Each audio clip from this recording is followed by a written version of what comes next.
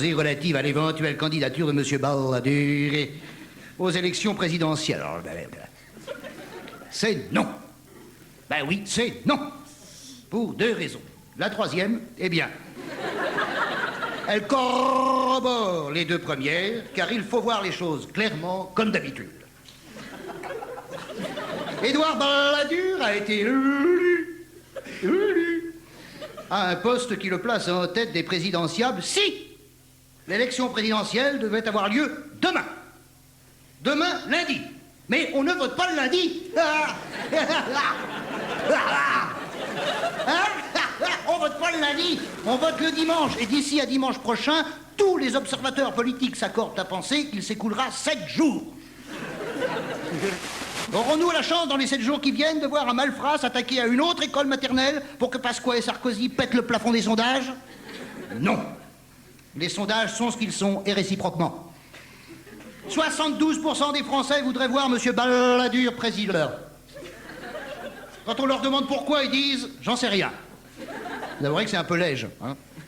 Quant à moi, si je puis avancer une opinion, puis-je. Je pense que M. Balladur, président, serait contraint de prendre Jacques Chirac comme Premier ministre. On imagine le merdier. Pardon. Non, n'écrivez pas ça. Non, M. Balladur a horreur de la grossièreté. Non, s'il vous plaît, n'écrivez pas ça. J'ai une femme et des enfants, un teckel et 2 hamsters. Pour les enfants, je m'en fous, mais les hamsters... Pas de grossièreté. Donc, messieurs Mitterrand et Balladur coavergent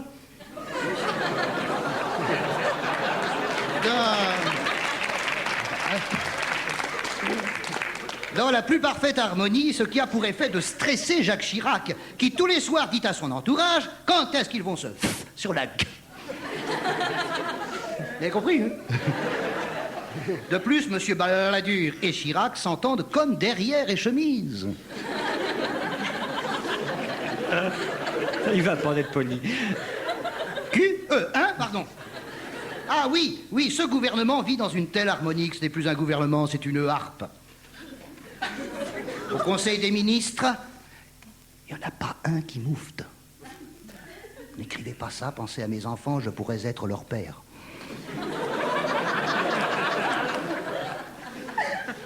Non mais entre nous, au Conseil des ministres, c'est le consensus... Non, ça c'est dégueulasse. Le dard qu'on lèche. D'enfer. C'est le dard qu'on lèche. Mais vous écrivez pas, hein.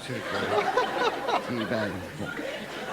Si quelqu'un a le malheur de dire j'aimerais faire observer que... Monsieur Balladur le fusille du regard et le mec disparaît sous la moquette. Ah oui. Si un autre essaye d'enchaîner en disant si je puis me permettre... Et ça en fait 2 sous la moquette. Il paraît même qu'à la fin du Conseil des ministres, à midi moins 10, ils sont tous sous la moquette. Ça fait comme ça, on se croirait dans le désert. La semaine dernière, François Léotard a levé la main pour parler. Aïe. Le kamikaze. Et vous voulez dire quelque chose, Léotard? Oui, monsieur le Premier ministre, je voulais dire que je n'ai rien à dire. Et il s'est foutu sous la moquette avant que Balladur fasse PAC. C'est marrant quand il fait PAC, Balladur. Ça lui fait remonter le 2e menton dans le premier.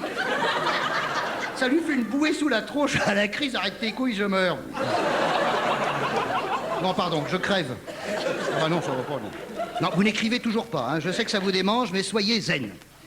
Que M. Chirac se rassure, personne à droite n'a l'intention de se présenter en 95 pour affronter 6 millions de chômeurs. Ça va vraiment être con, hein. Personne à gauche non plus. Seul Jacques Chirac s'avancera, triomphant, splendide, avec un pigeon parisien sur le nez. Et derrière lui, postulant pour le rôle de Premier ministre, avec son éternel sourire, Nicolas Sarkozy en bermuda jaune, l'index dressé vers le ciel pour aller quérir une crotte de nez.